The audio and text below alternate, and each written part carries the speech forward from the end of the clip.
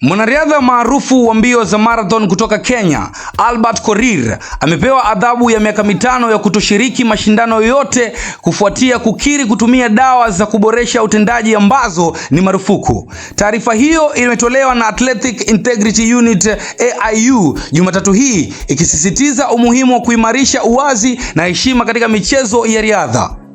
Korir ambaye alishinda marathon ya New York City mwaka 2021 alikiri kosa lake mapema, jambo lililochangia kupunguzwa kwa adhabu yake kutoka miaka 6 hadi 5.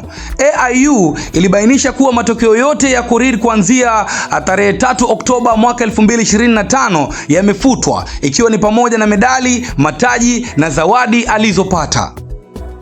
Dawa iliyotumika ni aina ya erythropoietin yani lijina kusema kweli, ambayo husaidia kuongeza idadi ya seli nyekundu za damu na kuboresha uwezo wa uvumilivu wa mwili. Matokeo yake ni kwamba utendaji wa mwili unakuwa bora zaidi, jambo ambalo limepigwa marufuku kwenye mashindano yote ya kimataifa.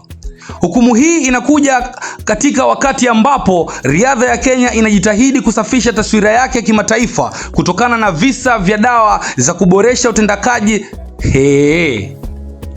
Hukumu hii inakuja katika wakati ambapo riadha ya Kenya inajitahidi kusafisha taswira yake kimataifa kutokana na visa vya dawa za kuboresha utendaji miongoni mwa wanariadha wengine. Mashirika ya riadha ya kimataifa yameendelea kusisitiza sheria kali dhidi ya doping ili kuhakikisha mashindano ni ya haki.